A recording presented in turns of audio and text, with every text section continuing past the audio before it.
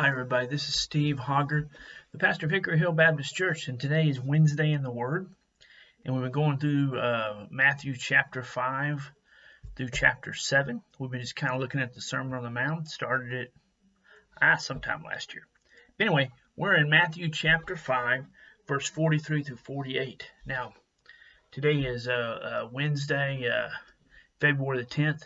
Kind of a really snowy, cold day. It's going to get colder during the week, but we're here, so let's look at what Jesus says. All right, we're going to start in verse 43 of Matthew chapter 5.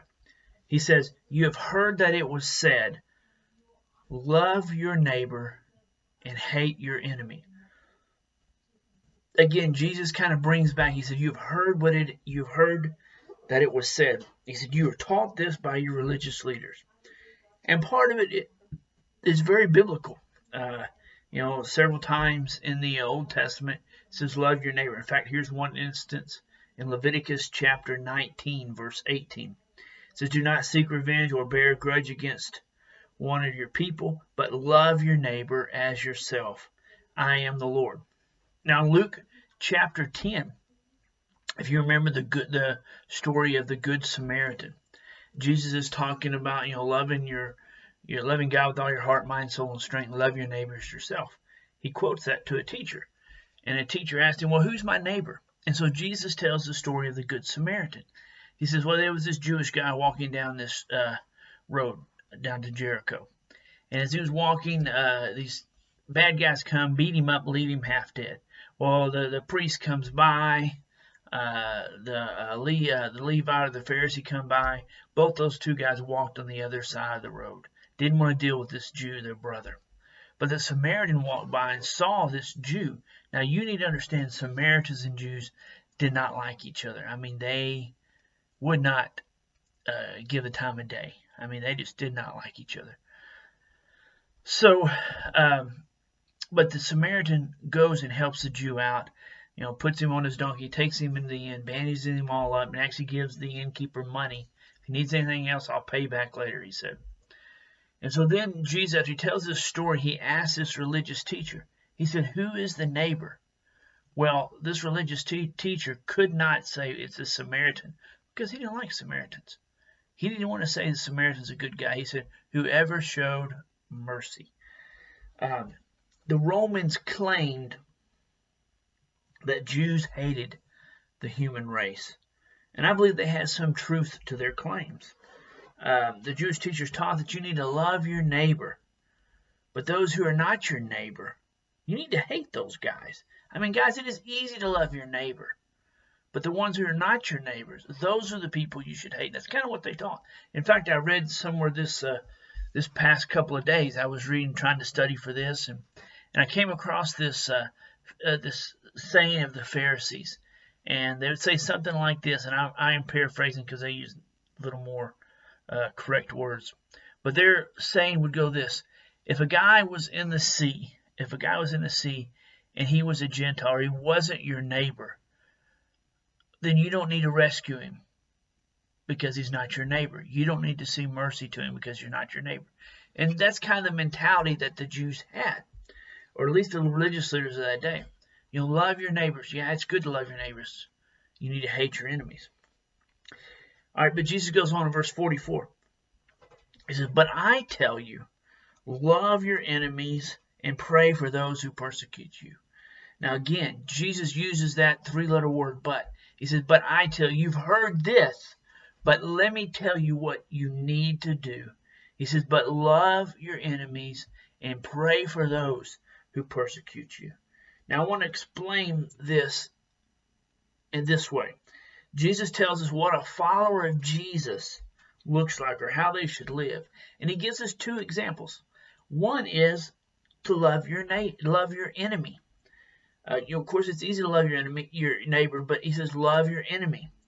In John 13, verse 34, it says, a new command I give you, Jesus says, love one another as I have loved you. In verse 35, it says, but by this, all men will know that you are my disciples if you love one another. Jesus said, this command I give you, hey, love each other. And by you loving each other illustrates that you are mine, that you are God's child. By loving people, especially your enemy, you illustrate that you are a believer, that you are a child of God. That's the first thing, is love your enemy. The second thing is to pray for those who persecute you. Spurgeon says, the great preacher Spurgeon says, prayer is a forerunner of mercy. By praying for those who persecute you, it helps you love them.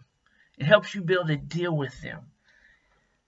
Guys, I've had some people that just really didn't like me. I know, it's a shocker. They treated me unfairly, or at least I thought they treated me unfairly. And the best way I had to learn to deal with them is by learning to pray for them. It's not easy. Bring these people, those who persecute you, in a throne room before the Lord. Pray over them. And guys, don't pray that God will get them, that God will take them out. And I'll be honest with you, I've done that. But don't pray like that. But instead, pray that God will bless them. Pray that God will show himself to them. Guys, it's hard to do, especially to pray for those who persecute you and praying that God will bless that person. Had a guy in one of my churches, we'll call him Bob because his name was Bob. And we call him Bob, his name was Bob, he just did not like me. And a lot of things he did and illustrated he didn't like me. And I remember, I would go and shake hands with people right before service, and he would have his hands folded up like this. He would not undo his hands. And I would just stand there loving on him, sitting there talking to him, and he wouldn't even say anything. He wouldn't even give me the time of day. But I would always love on him. And the only reason I was able to do that is God had to change my heart. And the way he changed my heart for Bob is by me praying for him, by me asking God to do something in Bob's life, for me praying that God would bless Bob, that God would show Bob his love. And I prayed that diligently for Bob. And my heart changed for Bob. I don't know if his heart ever changed for me, but it did. I was able to love him and show him present day. When I met him and saw him, I was able to love on him like Christ would love on him. So 2 ways that we illustrate that we are followers of Jesus. 1 is we love our enemies. And 2 is pray for those who persecute you. And guys, I can't say this enough. By praying for those enemies, by praying for those who persecute you, God will give you the ability to love those people. All right, verse 45. Jesus said that you may be the sons of your Father in heaven. He causes his sun to rise on the evil and the good, and sends rain to the righteous and the unrighteous. If you love those who love you, what reward will you get? Even the tax collectors do that. And if you greet only your brothers, what are you doing more than others? Do not even pagans do that?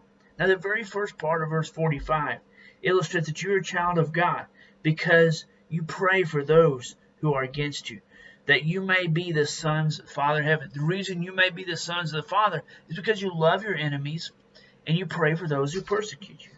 And then Jesus goes on. You won't believe this, guys, but God causes it to rain on the good people and the bad people. God also causes the sun to shine on the righteous and the unrighteous. And guess what? People love people. Bad people love bad people. What makes you any different than evil people? Because evil people love people. I grew up in Texas. Very friendly state. I remember, people opening the doors for other people. People saying hi all the time, especially when you're driving. You just kind of do a little finger thing or whatever, and we would do that all the time, and I still do that today. They don't say hi as much in Missouri. I remember that when we'd be driving in Texas, and the patrol people would get off on the shoulder so you could pass them, and when you did that, you kind of did this, in your rearview mirror saying thank you, and very friendly state. They don't do that anymore as much as they used to. But I grew up in a very friendly state. And even though it's a very friendly state when you drive, when you meet people, many of those people that are friendly were evil. They weren't sons of God, but they still were friendly. They still loved on people. My point is this, and what Jesus' point is, what makes you different than anybody else? The evil people do those things. They love on their neighbors. They like rub their friends. What makes you different? And what makes you different, especially, is that you love your enemies. You love people. And what makes you different is you pray for people, especially those who persecute you.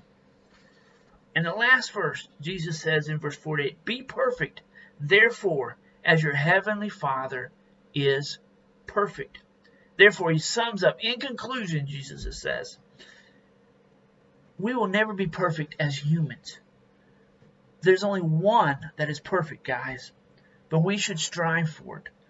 Because we are God's children, we should be example to other people. He is our example. We should live out and illustrate who he is in our lives by striving to be perfect.